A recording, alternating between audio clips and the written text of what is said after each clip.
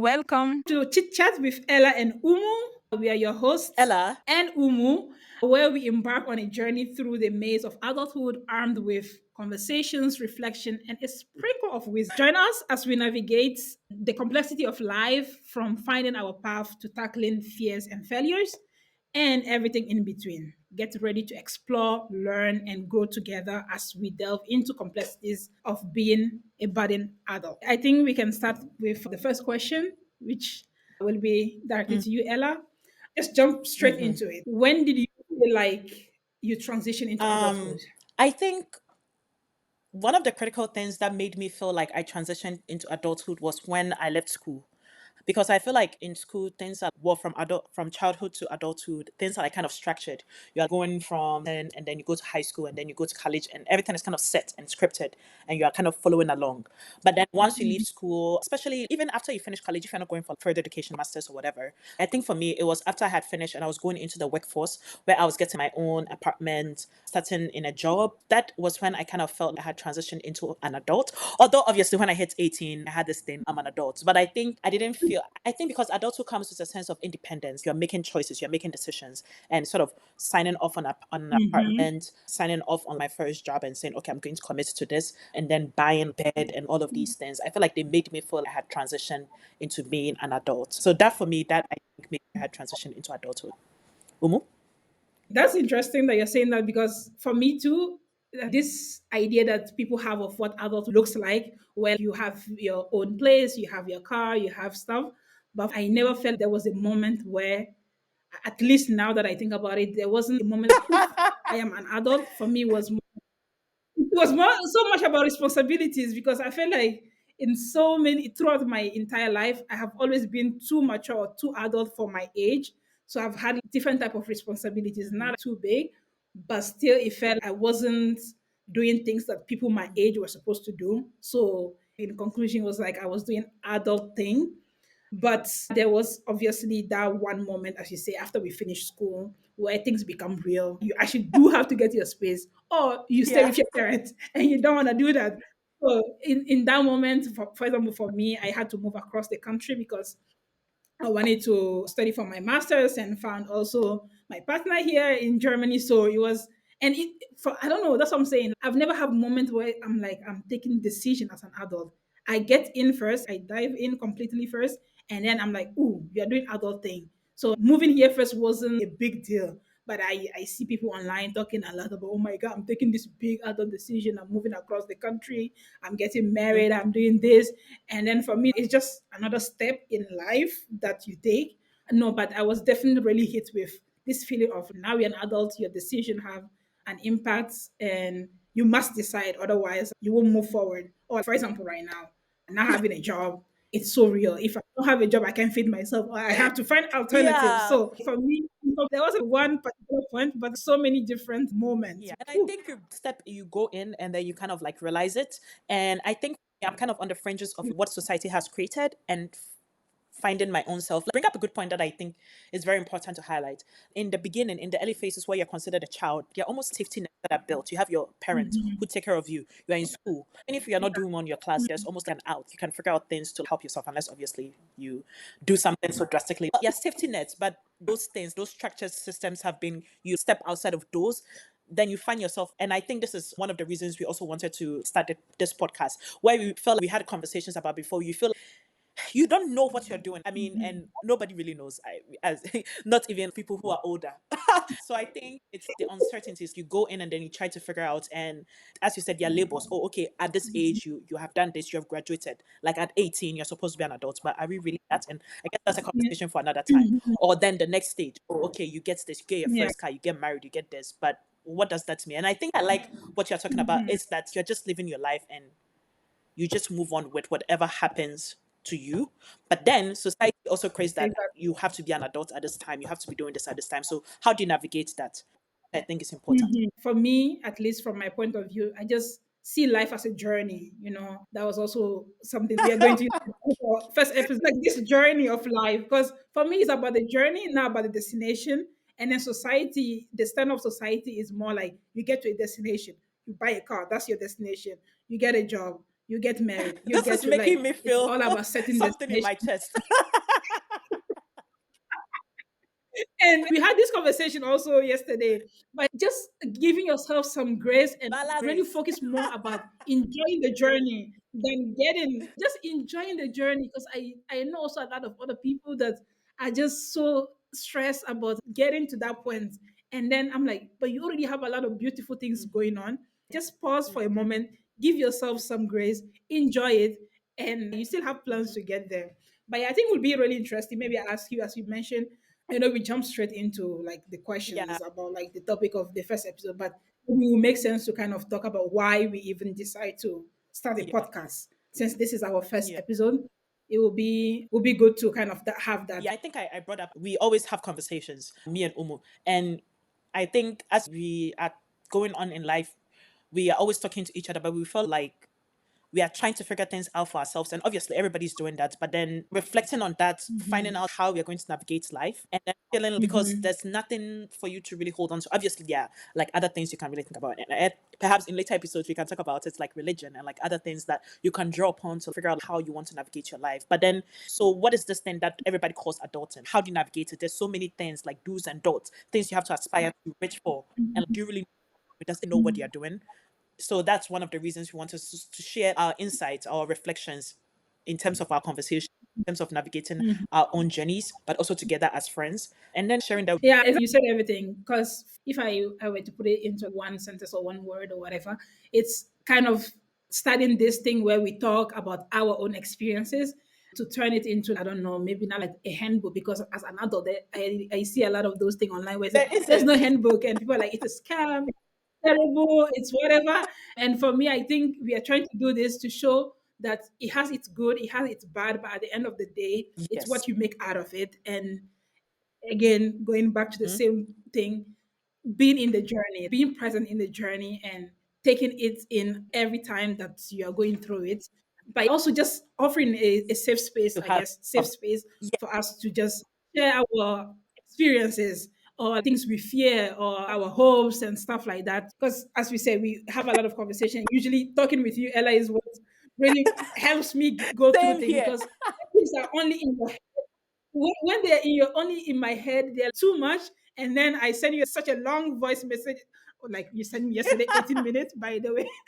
And then I'm like, I feel so much lighter. You don't even have to respond. You don't even have to give me a response that Whatever. is like Yeah. relieving, but just having someone to say it to, you feel this sense of relief and just makes things And this easier. is why because whenever we have Um, conversations, we'd be like, there's this token or there's something that we learned. And we have a whole list of conversations and things that we've drawn upon that we thought maybe somebody would benefit from it, but not necessarily benefits, but just sharing, as you said, creating the space where we can actually have these conversations. Because some of these conversations, they are not hard. It's like it's all in your head. And sometimes we feel like we're alone. exactly. I feel like sometimes you feel like you're alone in navigating, for example, navigating something that happens to you or navigating thoughts that you have about life and about navigating life and about society and stuff like that, and not really being able to share it. Perhaps it's contrary to what the mainstream is. Since we are kind of talking about fear and uncertainty, how do you navigate the fear and uncertainties of adulthood? As I said earlier, it's the fear and the good side of it is what makes it Hmm. interesting. But for me, I make sure that I am aware that every decision that I take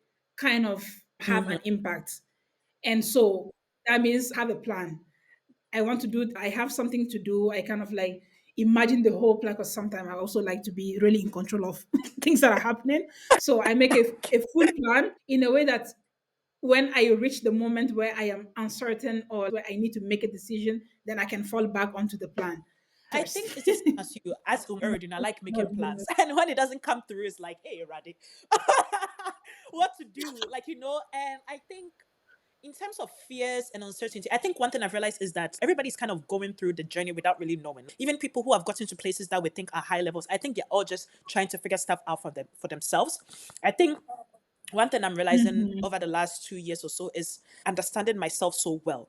I think if you understand yourself, then you are yeah. able to better navigate whatever these fears. And fears, as I said, fear of the unknown, the unknown, what is going to happen next, of the future, but also fear of stuff from the Mhm, past, which comes to kind of also impact you and kind of mhm, navigating that. And I think in order to navigate that, you have to understand yourself. For example, I think we're talking about this yesterday, like having belief, not doubting myself, because sometimes we doubt ourselves. mhm, It's like, our experiences from the past or our perceptions of the future then influence? Can you do learning more about yourself and kind of how you exist in the world within yourself, but also in reference to the world?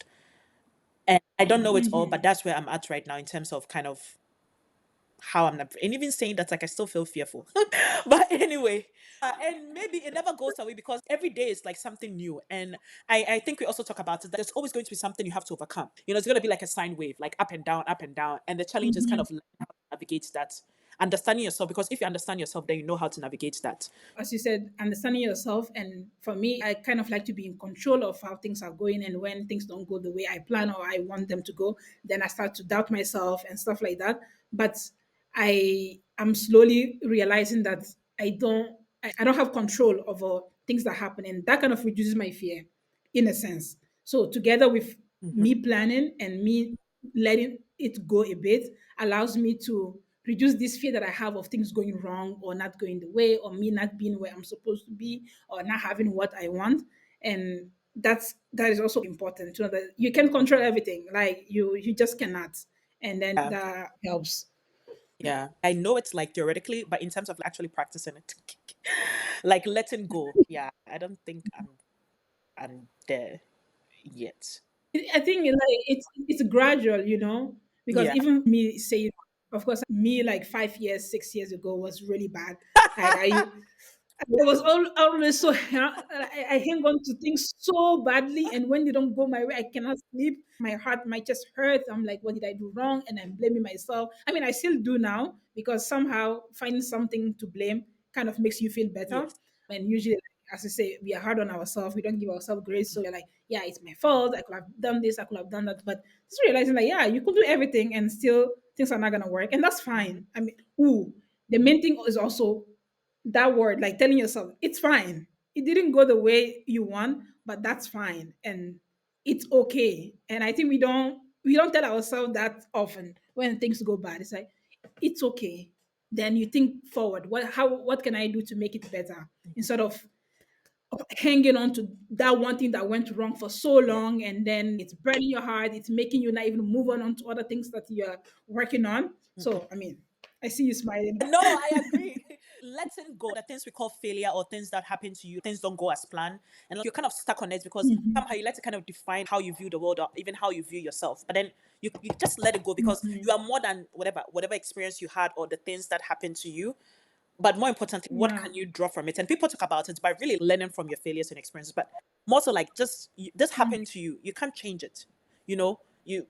It's not like you can go back in the past and do anything about it. So what can you do? Life is moving on. It's not like as you are staying there in that space where something is burning on you, like time is gonna stop for you. So then what can you draw on it and just moving on? And as you said, that's like one of maybe letting go because you feel like you have to have controlled it in a certain way. And if you didn't do it, then it's your fault. And that's not saying that you don't have agency and choice in life. But Yeah. certain things are external and are out. And me saying this, I'm just saying like I still don't practice it as I would like to. Yeah.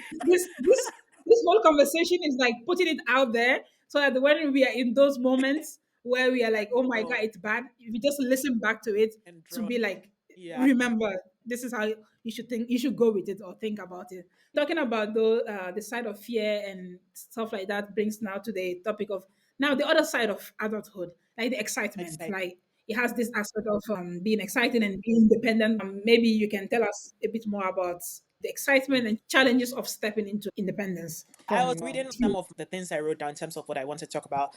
Some of them included getting a new job, a new space. But I think now that I'm also unemployed like you, Wow. I think it's this sense. I feel like it's something in me. I think I've gotten to this place where I'm trying to reach for this freedom because I feel like you have to do this, da da da da da da da da da da da.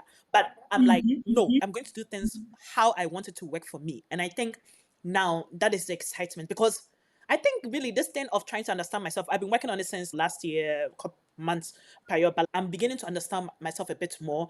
And I think Umo, you are on the far end of the spectrum where you are at 99, 90, I don't know, 95%, and yeah, I'm at like 70%. But this sense of just being myself, breaking free, just living life in how I want to live it.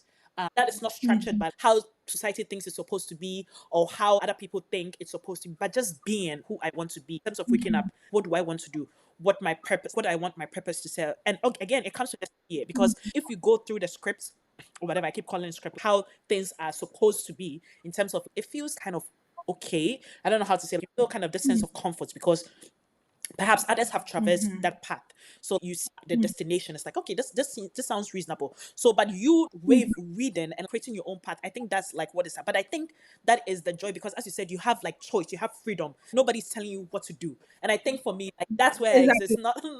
Not the new apartment, not the new job. Nah, I think that one I passed that. I passed that. I said, even long time before, like high school, before high school, in high school and stuff like that, I've always felt this sense of adulthood and freedom or independence. But really, at this particular time of my life, this past 3 years, I felt really in charge of my life. And that makes me so excited. Even in moments where I feel so low, I say things don't go my way, I have like a full plan and none of it goes like according to what I planned. I still look, but I made that decision and it makes me so happy and so excited that I'm able to do that because few years back I couldn't do. It was decided by my parents, by people around me, by society, especially Yes, society for me. But that's another for topic, another maybe for day. another episode, like how society impacts your feeling of independence, because it also plays a big role. But for me, the excitement really just this freedom. I can just get up, take the car, and go Yes, wherever I want. exactly. That what I was telling Like children, like you can just wake up and decide to walk and walk and walk wherever you want to go. You go, exactly. even if at night you decide to sleep wherever you want to sleep. That is, that's feeling. Yeah, I think that feeling I have it, but sometimes again there's this constriction, and again you talk about like societies. It's like and also kind of a Yeah, buffet by expectations. For example, although I can walk and walk and walk, I need to sleep. Where am I going to sleep? Whatever. The realities that hit, but then again it doesn't take away from this this sense that you have. And I think that but the thing is to cultivate that because once that is cultivated, then you can go in. Although, like when you're talking about, I was thinking, okay, yeah, I have this, but there's also these things, and I think we talked a bit about it yesterday in terms of unconscious habits. You have this foresight, you can see, okay, this is what I want to do, and things that have things of the past that kind of shape your action. Kind of then influence like unconscious that makes you do things that, for example, watching movie. We talk about it, and because we like watching movie, you stay in bed and you do that all the time. yeah, But then you sort of I've made a decision, oh, I'm going to do this today, and then so, but that's also I guess for another time. And then yeah. yeah, Umu. Yeah. To conclude, no, I was just gonna say to conclude this topic of excitement. For me, I think I am also like, as you said, the other side of the spectrum where I've really letting society go, stay. I mean, things are that's supposed to be go. Like in my head, I feel so free, and I say like, um, for example, you can walk, walk, walk, but then you might start to think where I'm going to. For me, honestly, I'll start the walk, and then when I'm tired, that's when I will start to think, oh, where am I gonna sleep? But even when I have that thought, my head is it goes in so many directions that I'm able to quickly come up with a solution, and that's because I've allowed again first of all things go. I've allowed myself to be free in the head, like just as I say, be in the moment. I feel keeps coming up, but like just being in the moment, being present in the journey, just makes everything much better. Or you can call it being too optimistic. I say if from the beginning, I jump in first, like into the water, before being like, damn, this water is deep. I am not the kind of person who will test the water, like Nah, how I'm deep the is this water opposite. I first. think now I'm learning to jump deep. Yeah. I don't try to test the water to see if it has fishes. Like what's gonna happen? I jump first. I'm like shit. There is something that's gonna eat me. It's too deep. I can't swim. I think for me, the walking is like a dream. I feel like you live the walk, and me, I imagine it. And I think the imagination gives me the sense of excitement and energy. But on the other end, I'll have to look in, see are there any fishes before I. But now, as we talk about, trying to do my best to delve in first, then figure out how to Yeah. swim, than waiting until I've understood everything about the river or the ocean, which is not possible. Yeah, that brings us to the end of our very first episode. Any last words for our viewers or Yeah, listeners? we've been talking about creating this podcast for the longest. I think mostly it was delayed by me, Or by by adulthood? adulthood. But I really like it. Even right now, after having this conversation, I feel a bit lighter, although there's still this thing in the chest. And I think it's kind of on navigating that. Yeah, so I'm really excited to see where this goes, the kind of conversations we have, and also bringing and creating a community where people can share and benefit. So I'm looking forward to what we can do. as we said, this is our first episode. We are going to definitely have more episodes to come, releasing one every Mm-hmm. month. And we have already planned topics that we want to discuss. We will have some special guests to kind of join our conversation, because obviously it's not going to be just Yes. the two of us always talking. You could also be invited in case you want to join. We have a lot of things planned and excited. But as Ella said, one last word from me also, I really felt really good doing this because, as we say, it has been delayed and I wasn't sure what I was going to say coming into this. The whole idea of the podcast is to have a conversation, and I feel like the conversation was had, and just excited for the next episodes to come. Yes. So thank you very much for tuning in with Chit Chats with Ella and Umo. We hope that you found these conversations that we had insightful and also thought provoking. And we just want to say that you have to remember that adulthood is a journey and not a destination, although having a destination in mind does not hurt. And we are here to navigate it together. So don't forget to subscribe for more episodes that is filled with reflections such as the ones we shared, wisdom, and an occasional aha moment. Until the next time, stay curious, stay courageous, and keep exploring the beautiful chaos of adulthood with Ella. And Umu. Bye. Bye.